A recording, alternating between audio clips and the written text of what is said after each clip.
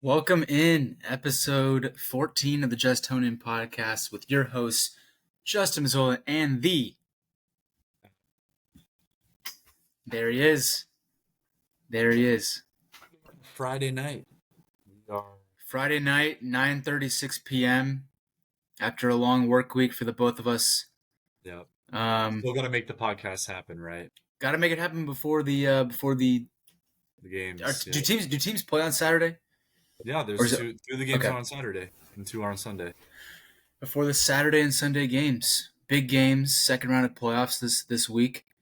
The Chiefs and Lions will both play their first playoff game of the hmm 2025 playoffs, and a lot of exciting matchups this week. I thought there were a lot of exciting matchups last week. I think there were a few that kind of went down to the wire, like the Commanders versus Tampa Bay. It Yeah. was a close one, but other than that, they weren't that close, were they? Yeah. No. I would say pretty much even the ones that have like somewhat of a closer score, they weren't that competitive. Like, oh, I don't know what's going on here. Um, Here we go. The other games weren't so competitive, even if the scores were somewhat close. Like this Ravens Steelers game, like the Ravens pretty much like dog walked them, like it wasn't. So Yeah. all these other games were, kind of not that close. So um, this is annoying. What the hell? Um, one thing I'd like to note, kind of just from one of the games I was watching, was the Vikings and the Rams. It felt like the Vikings got like found out. Like the Rams really took the strategy from what the Lions did the week before in their Week 18 matchup, and really was able to apply that to the Vikings with high pressure defense, and they ended up sacking Sam Darnold a ton and dominating this game. Yeah, I think getting pressure on Sam Darnold is has been huge for the teams. I mean, these last 2 weeks, like you said, with the Rams and the Lions, like you see the pocket collapse, and I feel like earlier in the season he was kind of escaping the pocket and running. hmm I didn't see a lot of that in this game, and maybe he just didn't have time to do so. But the pocket would collapse, and it was just like that was it. It hmm just got sacked or made an errant throw. Um, I had the Vikings winning that game. I did I too. thought So I thought they would do better, especially since going. The game was kind of in a neutral location with being in Arizona due to the LA wildfires, but man, they didn't look too hot in that game, and you wonder how that affects the Vikings' decision in bringing and whether or not to bring back Sam Darnold or move on, to JJ McCarthy, or even Sam Darnold's contract with other teams, or what they're willing to pay. yeah, this is definitely tough for the Vikings because they had a great season. Like from week 1 to week 17, they had a great season, and it felt like they lost the season in their last two games. Like with that loss to the Lions, they lost their chance of getting a bye. They probably could be playing this week if they didn't get wiped by the Lions, and losing getting not, it wasn't even competitive. Just like they got outplayed by the Rams. Like this is just a tough like way for the Vikings to go down because they really did well this season, but were let down by their last two performances. Yeah, really unfortunate. And it would have been crazy if the Vikings did win in the last week of the season, and then you'd see, it was already kind of wild seeing the Vikings as a 5 seed and not getting a home game. But then Yeah. it would have been even crazier if the Lions were the 5 seed and didn't have a home game. Um, Yeah. Because I mean, I would say like the Lions did deserve the one seed. They are better than the Vikings, so it definitely would have been weird to see. Because I think generally, even if the Vikings would have won that game, I think in our minds we'd still think the Lions are a better team. So that definitely would have been bad. And if the Lions would have lost, then that would have been pretty shocking. I would say. yeah, Um, definitely. I would say, did you watch much of this Eagles Packers game? No, Me neither, I really. I What time was that watched. one at? It was. I can't remember. Do you remember? I think it was the afternoon game on Sunday because I think the Yeah. Bills played in the morning on Sunday, and I know the Commanders game was at night, so I'm assuming the Eagles Packers when was midday. Yeah, I exactly. watched a little bit of it, Hmm. but I think that the Packers were without Jaden Reed, Romeo Yeah, Dobbs, and Christian Watson. yeah. I I don't know think if Romeo I don't know Dobbs if got hurt during the game. yeah, I think at least one of them got hurt during the game. Watson got hurt in a week prior, but they down their three starting wide receivers heading into the season. They that showed they weren't able to put up the points that I think the Packers have been a good team this season, but they weren't able to put up anything against the Eagles, only putting up 10 points in a game that I thought was going to be only 12-point deficit, not that much, but um, higher scoring and a lot more competitive. Yeah, for sure. I think the Eagles are just a better team overall. There wasn't really an issue when they played. Like I just think like the Packers had a really good season, but they just weren't the Eagles level, and just the Eagles just outplayed them like we kind of expected. Like you said, I think it could have been a little more competitive, but the injuries to the Packers receivers didn't really help that, and just the Eagles are a really solid team. And this is gonna be a really interesting matchup going against the Rams because the Rams had a great performance. They didn't have the greatest regular season. Like they won their division, but they didn't have a great record. So, but they're hot right now, and I think teams do. You got to look at teams and their what their streak is and how hot they're playing compared to like their actual overall record in the season. Because I think the Rams are playing hot right now, and they had a great matchup against Minnesota. I still think the Eagles are better, and I think they'll win. But I wouldn't be surprised if the Rams defense had a really good game. Yeah, I mean, the Vikings were one of the best defenses all year, and so were the Eagles. So that's why I was a bit nervous for the Rams playing against the Vikings. I thought maybe similar to Sam Darnold, and maybe even I don't know if worse is the right word, but if Matthew Stafford gets pressured, he's not running anywhere. He's not escaping the pocket. He's either getting sacked or he's just gonna like throw it away. And I thought the Vikings did that a few times to them. Mm-hmm. Um, there was one play where the pocket collapsed and Matthew Stafford kind of just like tossed the ball to the side. Originally, it was a fumble return touchdown by the Vikings, but after further review, the uh, the Rams or the officials ruled that it was a forward pass. But it's times like that where I thought the Vikings would be able to take advantage of Matthew Stafford and the Rams. And the Eagles defense is no joke either. So two tough defenses in a row, and we'll see if the Rams can overcome this one as well. I think towards the end of the season, the Eagles defense was playing better than the Vikings. So we'll uh, we'll see if the Rams can you know overcome this just like they did last week. Yeah, before we move on to the AFC, I do want to talk about a little bit about this Lions Commanders matchup. I think the Lions should be pretty heavy favorites, but I do think this is a fun matchup. I think the Commanders, they don't have anything to lose in this game. They already got a win in the playoffs, and that's really good for their confidence, especially with their rookie quarterback, Jane Daniels. So I think this is the Lions game to lose, but, a little fun matchup for the Commanders to come to Detroit. Yeah, the Commanders coming off a win against the Bucks, um, in which they kicked the field goal and doinked it through for the win. The Commanders did, and so I think I think it should be a fun game. I mean, the Commanders, Jaden Daniels is good. The Commanders were 12-5 in the regular season, um, coming in as the sixth seed because the Eagles won the division. I think I think the Commanders are solid, and Jaden Daniels has the ability to make plays happen with his arm and his legs. But playing in Detroit is definitely a tough environment. Detroit's very, very good at home, and Detroit's been very, very good all year. They're the one seed for a reason. And one interesting thing to note is, do you know? I'm sure you heard when like Amon-Ra St. Brown got drafted. He has like a notebook of all the names that are got drafted above him in terms of wide receiver. Really? Uh, De'Ami Brown, wide receiver on the Commanders, who had a great game for them. last week against the Buccaneers. He was drafted above Amon-Ra St. Brown, so Amon-Ra says he's coming to prove people wrong yet again.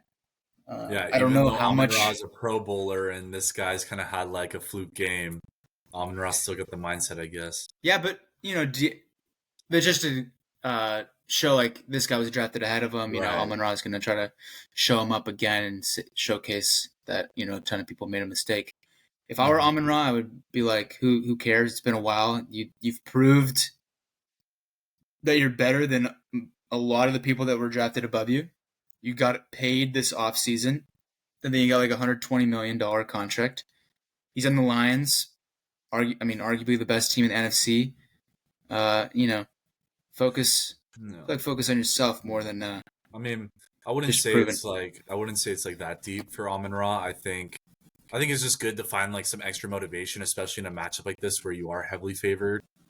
You want to be able to, not overestimate or, overlook your opponent. So I think coming into a game like that is like purely more of like a, extra motivation for yourself to make sure that you're pumped and ready for a game that, may not be as difficult as your other potential games or what you're expected to play. So I think it's That's a just fair more of like point. extra motivation thing. I don't think it's that deep. That's a good point. Um, yeah, I didn't think about it like that. That's talk good. about talk about the AFC a little bit. Um, the one game that I was actually able to really watch was Ravens and Steelers, and I think the Ravens just pounded the ball, and the Steelers had no answer. They didn't really need to pass the ball that much. They really just ran with Lamar Jackson and Derrick Henry, and they really dominated themselves up the field. And I mean, the Steelers, they're coming off finishing the season with 5 games lost in a row. I didn't really realize that before the game. They finished the Yeah, season 0-5. So I mean, they didn't have the greatest form, and I think that's really important in the playoffs. So I just don't think they were playing that great, and I think a lot of Steelers fans weren't really happy that Russell Wilson got uh, that much of the snap share. I think they wanted Justin Fields to play more, but I don't think it would have really made a difference anyways. The Baltimore Ravens are pretty dominant. yeah. Do you think? It seems like the Steelers are going to move on from Russell Wilson. You Yeah, I think think that they? makes sense. I think they need to give Justin Fields a prove it year for sure to see what they actually have because I think he has a potential of being a starter in the league. And he didn't really get a fair chance with Chicago because Chicago is one of those broken franchises where it's really hard to develop as a quarterback. And I think the Steelers, have a chance and to develop Justin Fields into their guy. They're coming off Big Ben, who was pretty crappy in his career, and then they tried to roll with Kenny Pickett, and that just didn't work either. So I think they would rather roll with Justin Fields, especially I think this quarterback class is pretty weak. So I think Justin Fields for a year makes sense. Yeah, and they're not going to have a super high pick in the first round. They'll probably be like mid first round pick. Yeah, they're not going to get Sanders or Ward, and I don't even think. I think some teams are going to. We can talk about this later when it's post playoffs, but I don't think they're that great either. But I think teams will take a chance on them, especially since they do need a quarterback. But there's no one Yeah, really that I agree. I don't Steelers think. should really take a chance on. I think they got to roll Fields because he's still young. He's a young quarterback. He's got a lot of years left. So I would say Yeah, roll. he's got the dual threat that Yeah. that Russell didn't have or Yeah, doesn't I think have that's why a lot anymore. of Steelers fans wanted Justin Fields to play more because he does have that aspect to his game. I think Russell Wilson's got a much better like deep ball. He's better at throwing over 20 yards, kind of plays like that. But I think it was maybe more important for the Steelers to have a mobile quarterback. But we'll be able to see that next year, hopefully. Yeah. The other games were Yeah. pretty boring, I guess. Like if you're a Chargers fan or a Broncos fan, I'm neither, but the Texans Chargers game was close at halftime. I think it was like 10-6. Hmm. Herbert had thrown one interception, no touchdowns, and I think CJ Stroud had like 180 yards and a touchdown at half. You go into the second half, Herbert throws three more interceptions. So 4 interception game for Herbert, I believe, and I don't think he threw Now this is a guess. I had him in several fantasy leagues, and like he had some good weeks, but he had a pretty solid floor. Um, because I feel like he never threw interceptions. I feel like he threw more or the same amount of interceptions in this game than he did all season long. That could be slightly off, but like it's close. I would think. Mhm. Um, and he just didn't show up when the team needed him most. The Texans dominated this game in the Mhm. second half, and it came on the defensive side of the ball. I Yeah, know they had at least one touchdown on the defense, maybe even two. Um, not a good outing for Justin Herbert and the Chargers in this one.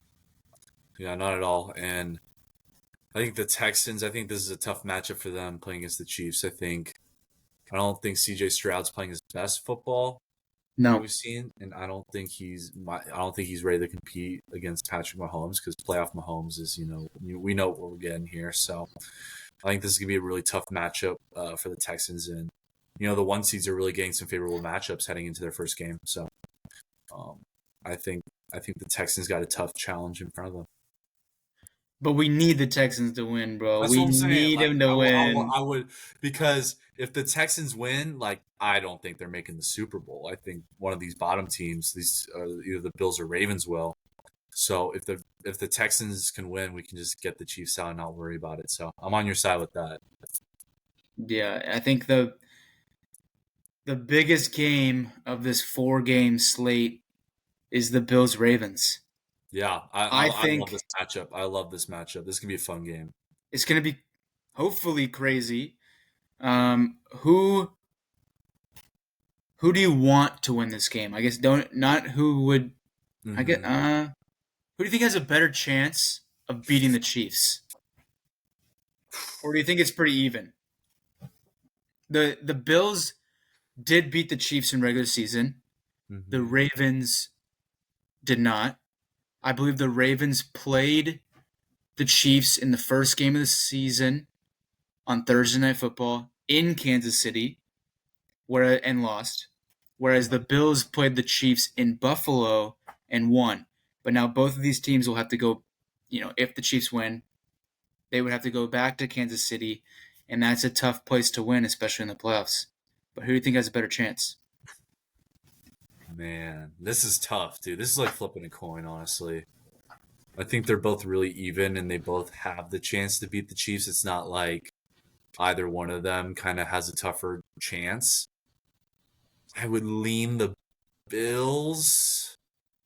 I think Josh Allen is a big X factor, and he just is really great at running his offense. And but man, that Ravens running game is great, man. If they can establish that against the Chiefs, then they can run all over them. But I think the Bills probably have a more complete offense because you got James Cook, who's been playing really well, especially he's played really well against the Broncos, and he's had a great season.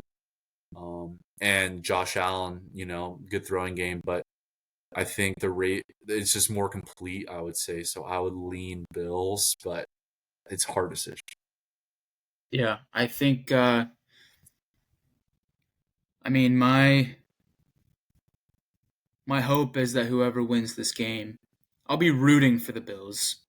Same. I Who think I'm on the whoever same. wins this game, I hope can beat the Chiefs. It just needs to happen. I want my ideal Super Bowl is either of those teams, the Bills and Ravens, against the The line. Lions. I think that would That's be yeah, a that's great same Super for. Bowl, I and I think that's think a lot of people's too. I think a lot of people realize those. That's probably like the most entertaining Super Bowl matchup we can get.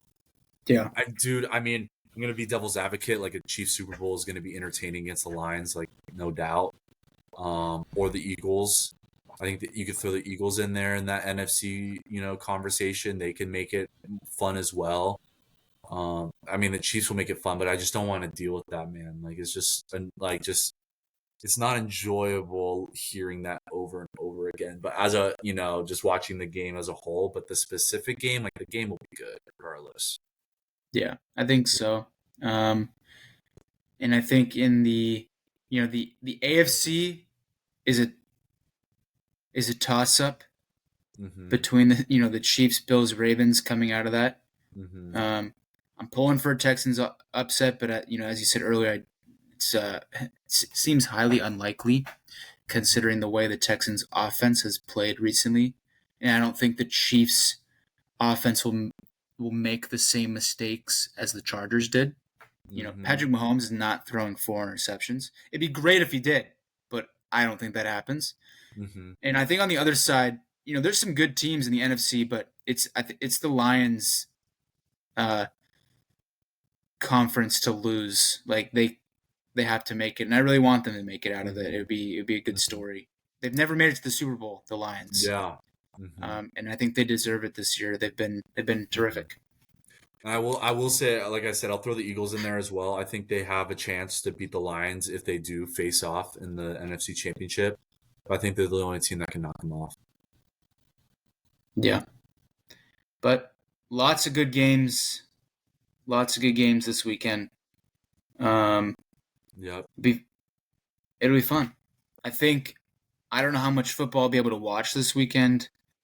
I'm hoping to watch.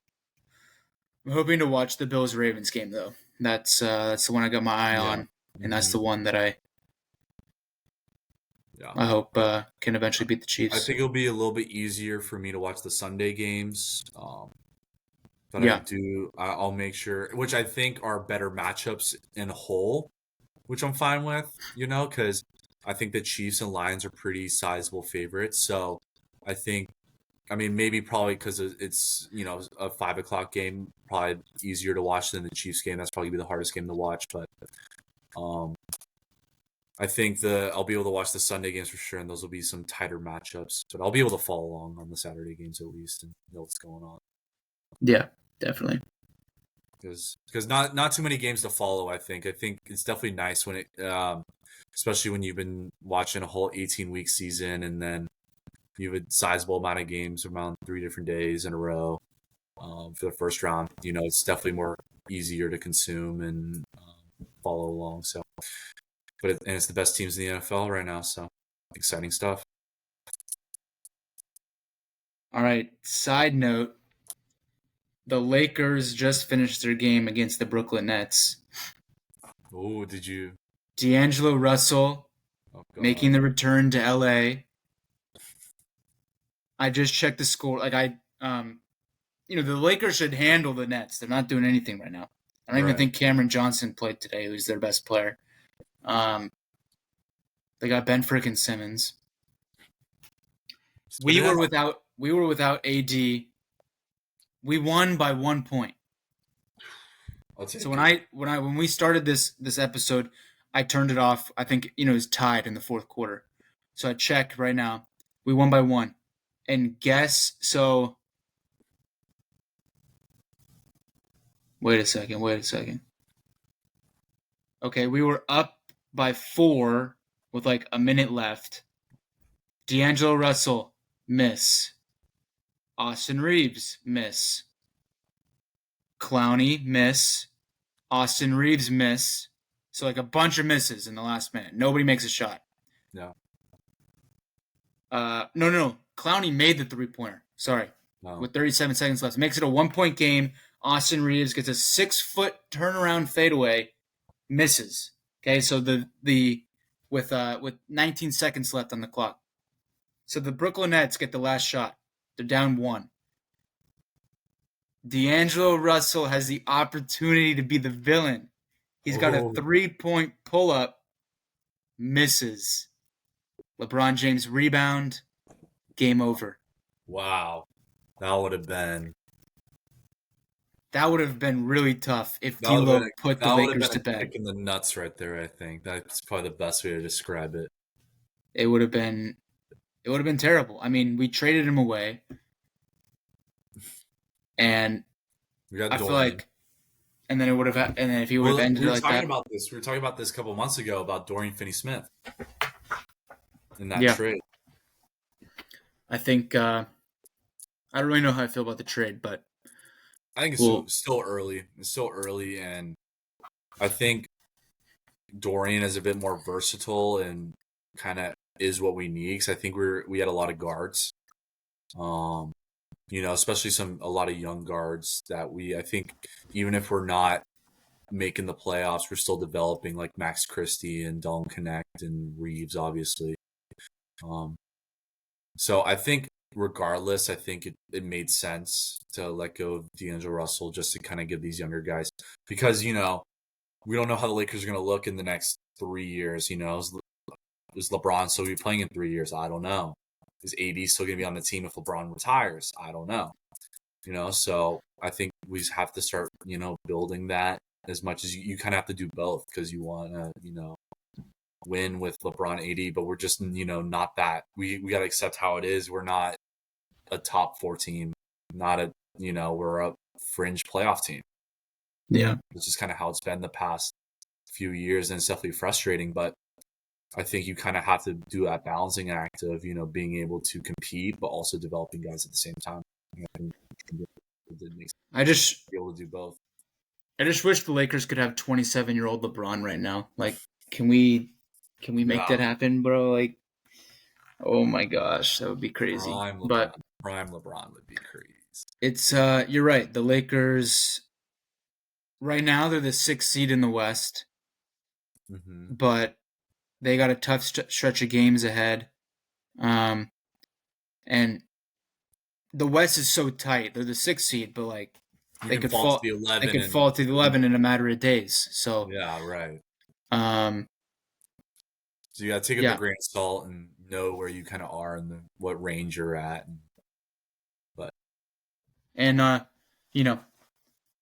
Not a lot of our listeners are necessarily Lakers fans. Shout out Josh Vaughn and his Sacramento Kings. Yeah, I did want to talk about that because crazy 8-2. 8-2 in their last 10 games under. Go for it.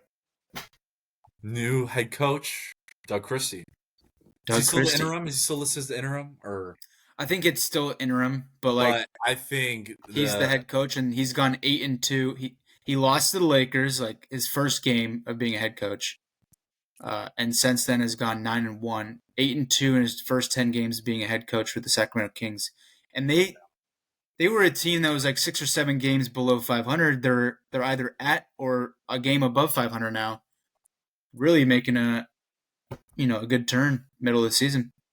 Dude, especially I think when the news that Mike Brown got fired, I think a lot of people like questioned it, and a lot of Kings fans were frustrated, and even I would say myself at the time was like, it didn't really make sense to fire Mike Brown, especially because the year or so before he was coach of the year.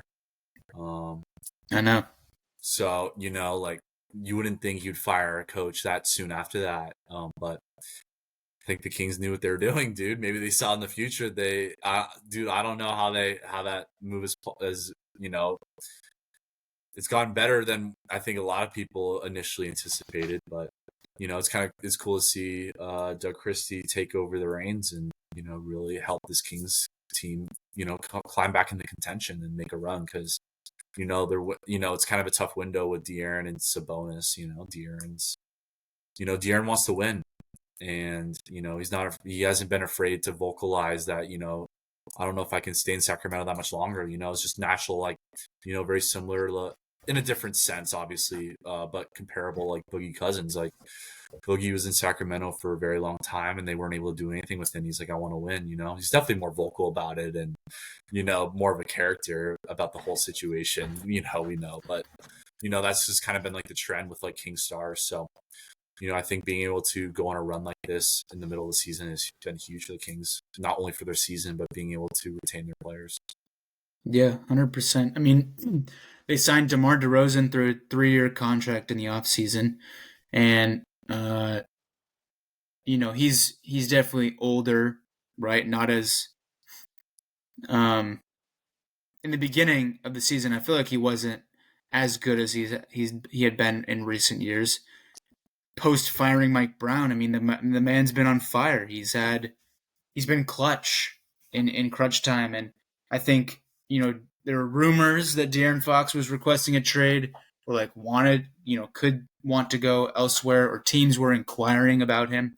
But Mhm. now that they've been on this win streak, I think, he probably stays put and the Kings try to make a push. I mean, the Kings, they got a great set of offensive players. And if you put their five best players together of Fox, Monks, DeRozan, Sabonis, Keegan Murray, like that's a solid five that can beat you from three, attack the hoop, and I think be gritty on the defensive end with Sabonis and Fox, and even Keegan Murray's improving at attacking uh, opposing offensive players. So I think the Kings, luckily, the Lakers, I think already played all four games against them this season. I think we went 4-0 or 3-1.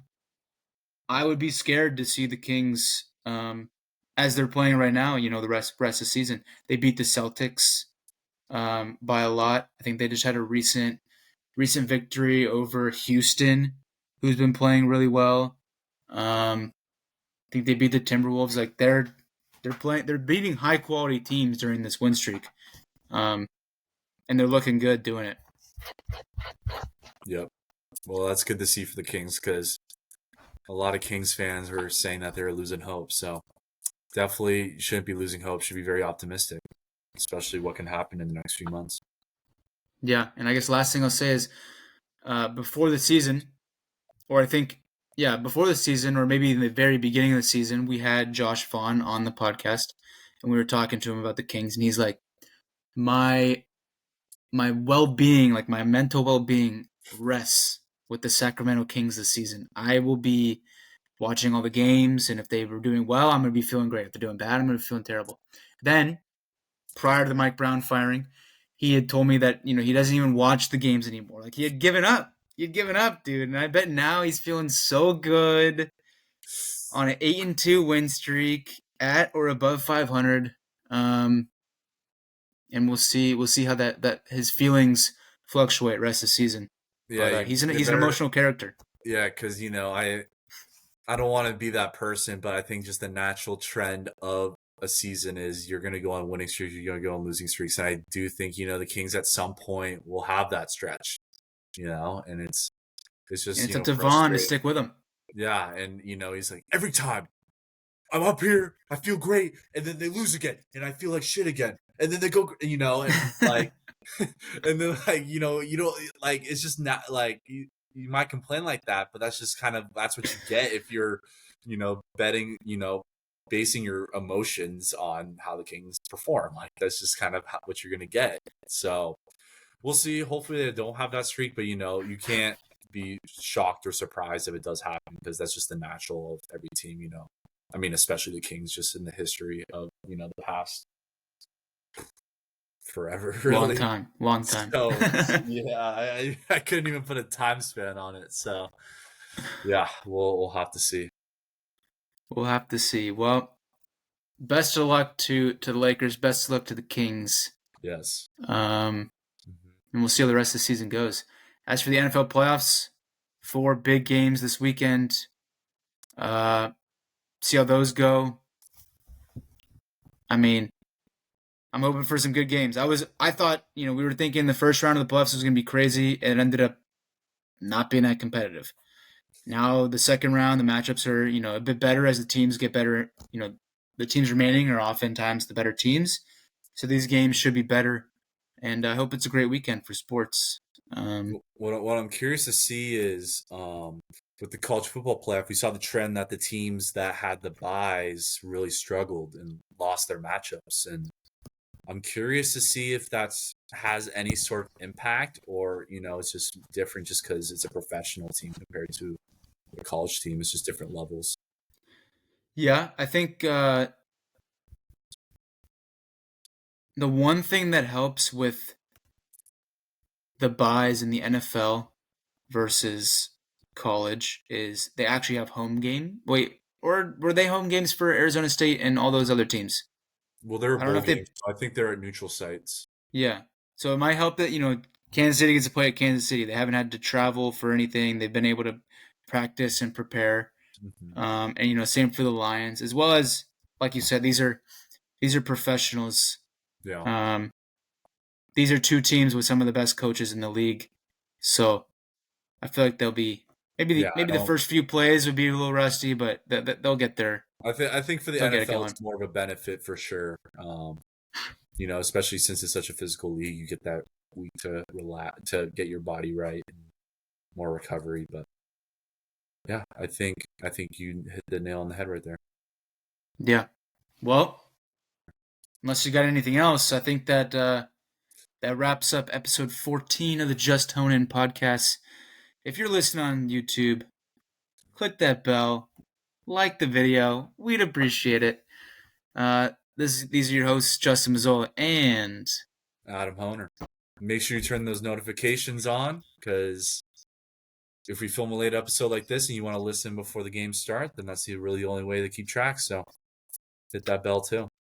Big Facts. Deuces. Peace.